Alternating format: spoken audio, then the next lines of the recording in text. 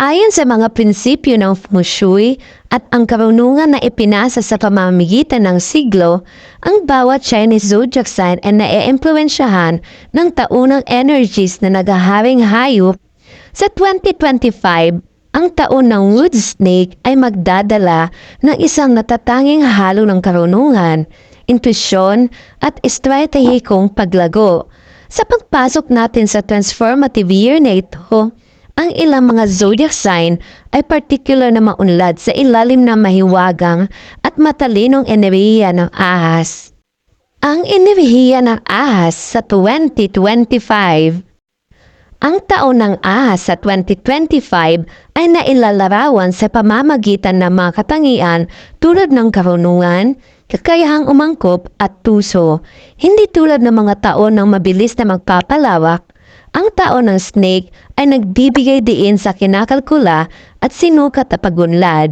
Ito ay isang oras para sa pagmumuni-muni, estratehikong pagpaplano at intuitive na pagkilos.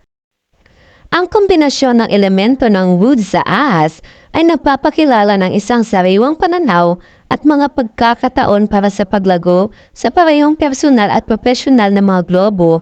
Gayunpaman, ang epekto ng enerhiya na ito ay nag-iiba sa mga palatandaan ng zodiac.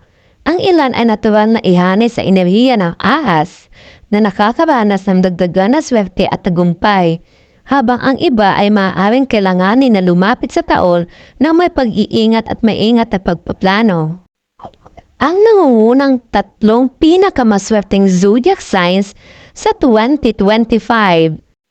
Sinasabi sa atin ng mga turo ng Feng Shui na ang ilang mga palatandaan ay ganap na umaayon sa enerhiya ng ahas, habang ang iba ay dapat na maingat na tumapak. Narito ang tatlong nangungunang zodiac sign na makakaranas ng pinakamalaking kapalaran sa 2025. Ang una ay ang Year of the Rooster. Ang rooster ay isa sa mga maswerteng palatandaan sa taon ng ahas. Parehong ang rooster at ang ahas ay matalino, estratehiko at matyaga na ginagawang natural na mga kaalyado. Ang karunungan ng ahas ay nagpapahusay sa pagmamaneho ng rooster para sa tagumpay na lumilikha ng isang taon na masaganang mga pagkakataon. Mga pangunahing lugar ng swerte. 2025 ay makikita ang rooster excelling sa pagsulong ng karera, pinansyal na paglago at personal na breakthroughs.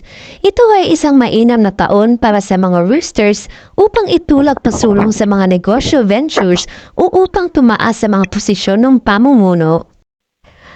Ito ay payo para sa inyo mga roosters.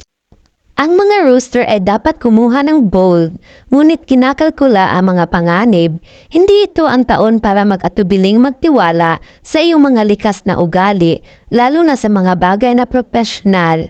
Sa pamamagitan ng pag-align ng iyong sarili sa enerhiya ng snake, makikita mo ang iyong sarili na gumagalaw ng matatag patungo sa pangmatagalang mga layunin. Ang pangalawa ay ang Year of the Ox. Ang ox ay isa sa papalatandaan na makikita ng mga makabuluhang pagpapala sa 2025. Ang matatag at disiplinadong kalikasan ng ox ay karugtong ng estratehikong pagtitiis ng ahas. Ang maayos na enerhiya na ito ay magdadala ng katatagan at unti-unting pag-unlad. Mga pangunahing lugar ng swerte para sa mga Year of the Ox.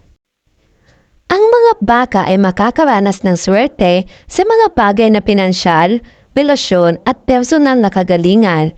Ito ay isang taon upang patuloy na bumuo sa mga umiiral na proyekto at pamumuhunan. Manatiling nakatuon at iwasan ang mga pasyang-pasya. Ang mga baka ay likas na matyaga at 2025 din timpala na katangian. Ito ang panahon para manatili sa kurso sa negosyo man o personal na relasyon at panuuri ng pang-udlad ng iyong mga pagsisikap. Ito ay payo lamang. Ang pangatlo naman ay ang Year of the Monkey. Ang unggoy na kilala para sa kanyang kakayahang umangkop at katalinuhan ay mahusay na kaposisyon upang makinabang mula sa mahiwagang at nakabaluktot na kalikasan ng ahas. ang monkey ay makakahanap ng mga pagkakataon kung saan makikita ng ibang mga hadlang sa 2025. Mga pangunahing lugar ng swerte.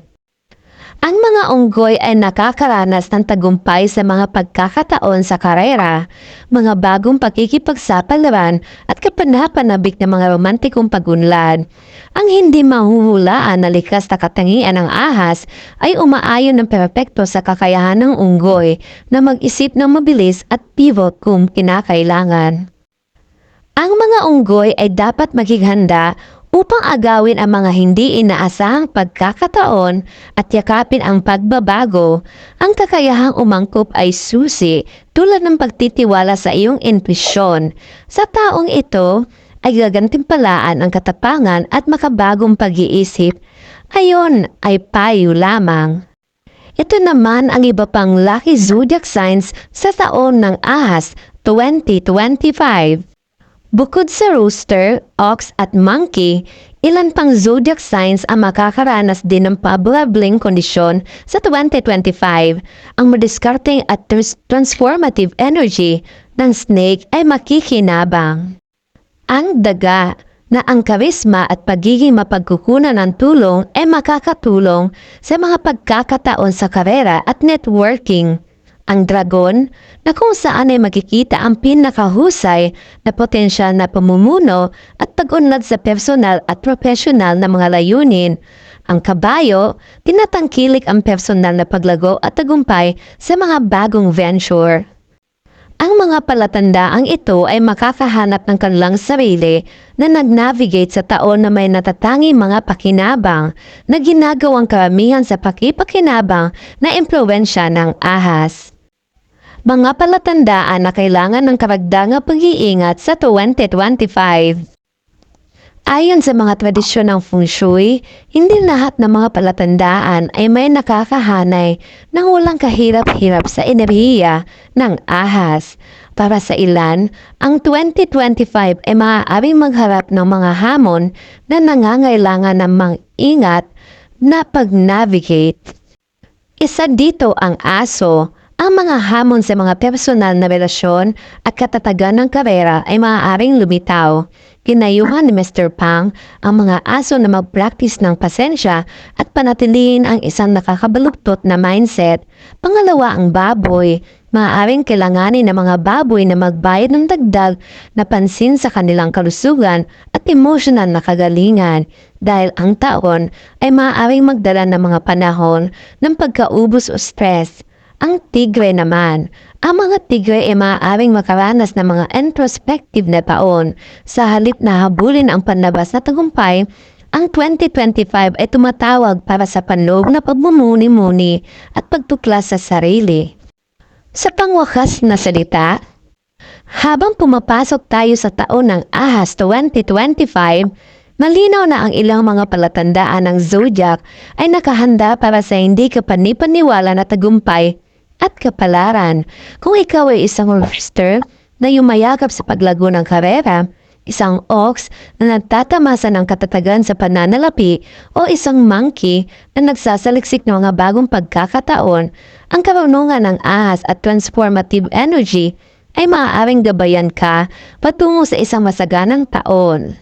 Gayunpaman, tandaan na ang swerte ay hindi lamang nakasalalay sa tadhana. Ito ay tungkol din sa paghahanda at saloobin. Sa pamamagitan ng pag-align ng iyong sarili sa enerhiya ng ahas, pagsusuot ng maswerteng kulay at paglalapat ng mga prinsipyo ng Feng Shui, maaari mong i-maximize ang iyong potensyal para sa tagumpay sa 2025.